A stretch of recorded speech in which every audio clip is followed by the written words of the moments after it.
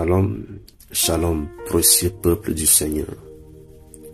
Je viens par la grâce du Seigneur, humblement, vous faire part de ce que j'ai reçu concernant la France. France, qui est assis sur ton trône. Je vois le jeune coq maléfique assis sur ce trône, montrant ses muscles. Mais contre qui s'élève-t-il comme un dictateur? C'est contre son propre peuple. Pour s'affirmer comme leader, c'est contre ton propre peuple que tu tiens des discours arrogants. Regarde vers l'Occident. Voilà l'aigle royal des États-Unis qui te tient par ses griffes. Assujetti, tu ne peux t'en déférer. Regarde vers le nord. Voilà l'ours qui veut te donner une bonne leçon à cause de ton orgueil et ta prétention. Bien-aimés, souvenez-vous de l'histoire du jeune roi Roboam d'Israël.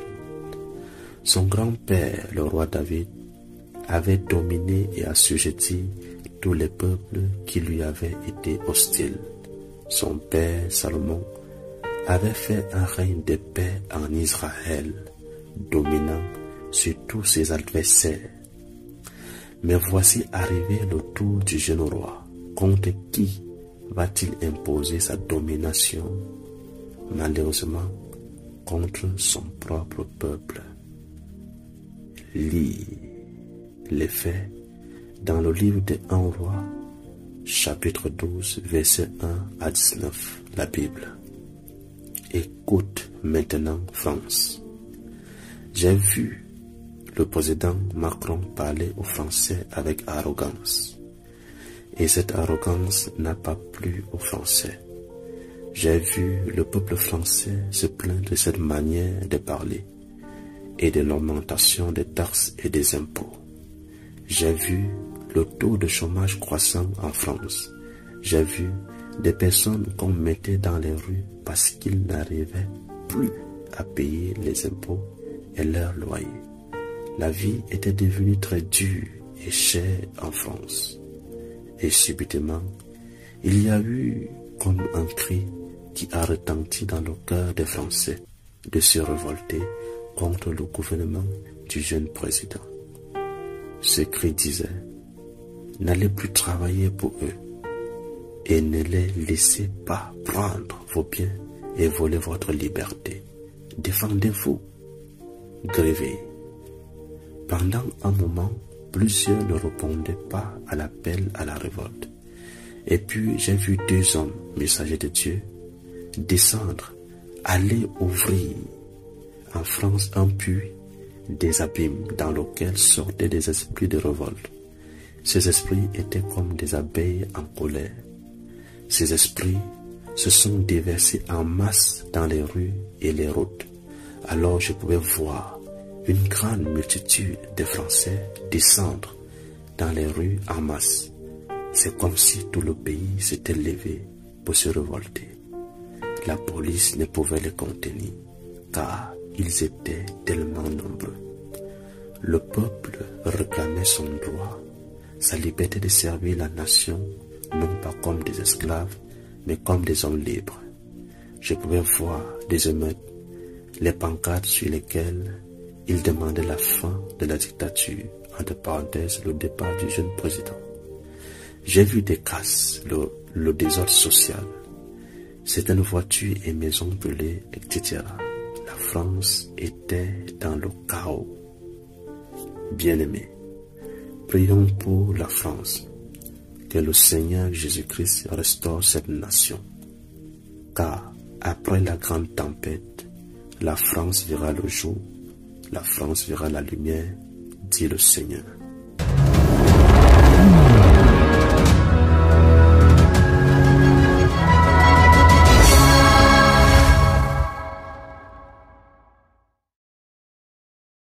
Le format tout d'abord. Maladresse ou choix délibéré, M. Macron a opté pour un horaire de diffusion qui relève d'une volonté ostensible, transgressive et même puérilement provocante d'ignorer la France qui ne peut pas être devant sa télévision en pleine journée.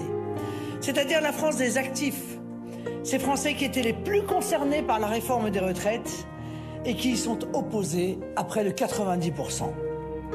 Un président de la République aurait dû avoir à cœur de s'adresser d'abord à ceux qui l'avaient heurté, blessé ou contraint. Le rôle d'un président est de s'adresser à tous, sans exclusion ni mépris, de trouver les mots pour rassurer et rassembler. En défiant symboliquement la France qui travaille, M. Macron a conforté le sentiment de mépris pour une partie du peuple. Un mépris qui fut la marque de fabrique de la séquence retraite.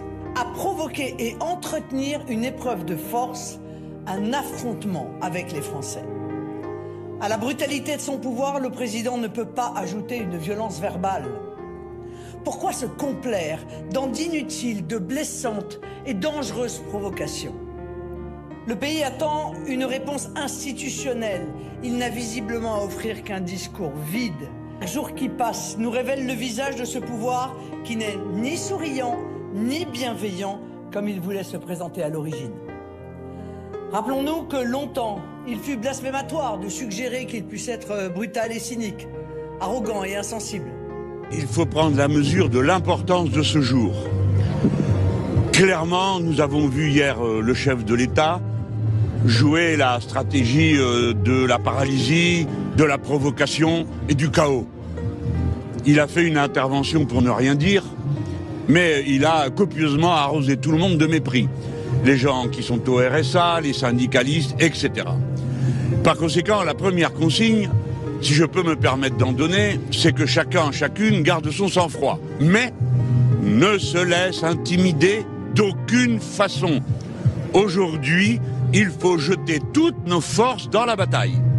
Il faut absolument que par la grève, comme c'est le cas, me dit-on, dans de nombreuses entreprises privées, par la manifestation, la force, la puissance populaire mettent à l'ordre du jour cette censure populaire qu'il faut voir s'appliquer contre la loi sur la retraite à 64 ans. Car je voudrais le rappeler, nous ne sommes pas dans une dispute où ce serait normal, une polémique politique.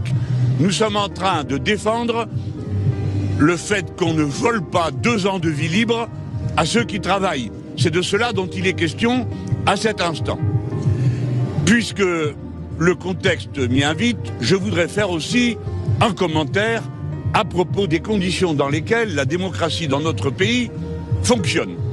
Il ne peut pas être question que nous vivions dans un état de droit conditionnel et conditionné, c'est-à-dire on a le droit de manifester, sauf si quelqu'un vous l'interdit, alors même que c'est illégal, et que même la participation à une manifestation qui n'a pas été déclarée n'est pas une activité illégale.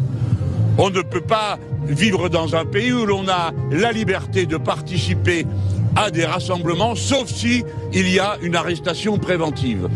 On ne peut pas être dans un pays où s'applique le droit de grève, sauf si le préfet décide de réquisitionner. L'état de droit conditionnel n'existe pas. Le seul état de droit, c'est celui des droits constitutionnels à la liberté d'expression, liberté de manifestation, liberté de formuler son opposition quand on s'oppose à tout moment dans les formes qui sont celles de la démocratie sociale et politique pacifique qui est la nôtre. Je voudrais dire contre tous ceux qui font des gargarismes sur la violence, qu'il n'y a pas de violence dans les mouvements que nous sommes en train de vivre, que ceux qui en parlent manifestent qu'ils n'ont aucune expérience de ce qui s'est passé dans le passé, dans les grandes mobilisations populaires de notre pays. Qu'il y ait eu ici 4 ou 5 poubelles qui brûlent n'est rien du tout à côté de ce qu'on a vu dans le passé. Et moi, je rends hommage au sang-froid qui anime les jeunes gens autant que les salariés les plus anciens qui sont dans la lutte aujourd'hui et qui se comportent d'une manière si maîtrisée. Je les invite à continuer à maîtriser les formes de leur action, car rien n'empoisonne davantage le pouvoir que d'être confronté à un peuple intensément mobilisé et franchement radicalisé sur sa position d'opposition à la réforme de la retraite à 64 ans dans les formes dans lesquelles nous le faisons. Ce soir, les syndicats de nouveau se seront réunis et ils nous diront comment ils voient la suite de la lutte. Pour ma part, je m'exprimerai de nouveau après eux, ce soir de nouveau, pour donner le point de vue qui sera le mien à ce moment, compte tenu des informations que j'aurai eues. je le redis, jetez toutes vos forces dans la bataille. Cette journée, vous le verrez, on vous annoncera partout le numéro classique du soi-disant essoufflement du mouvement. Il n'aura pas lieu. J'appelle tous ceux qui le peuvent à rallier les grévistes qui, dans les raffineries aujourd'hui, s'opposent aux réquisitions et, où que ce soit, s'opposent aux réquisitions. La réquisition est un droit extraordinaire que se donnait ce pouvoir contre les travailleurs en grève. Les arrestations préventives sont insupportables. Je répète qu'à cette heure, le syndicat de la magistrature, le syndicat des avocats de France, la défenseur des droits, ainsi que le rapporteur spécial de l'ONU, mettent en cause les méthodes qui sont utilisées en France contre les libertés élémentaires dans ce type de situation. Et je demande qu'on prenne au sérieux et que le premier responsable de cette situation, c'est-à-dire M. Macron, comprenne que le moment est venu de retirer sa loi, car les gens ne céderont pas, Monsieur le Président. Ils ne céderont pas. Il s'agit de 2 ans de leur liberté que vous voulez leur confisquer, et vous devez comprendre que même si vous leur parlez avec autant d'arrogance, ils ne baisseront pas le nez pour autant. Ils s'apprêtent au contraire à être toujours plus nombreux dans l'action, et c'est ce que nous allons faire. Ceci s'appelle la censure populaire.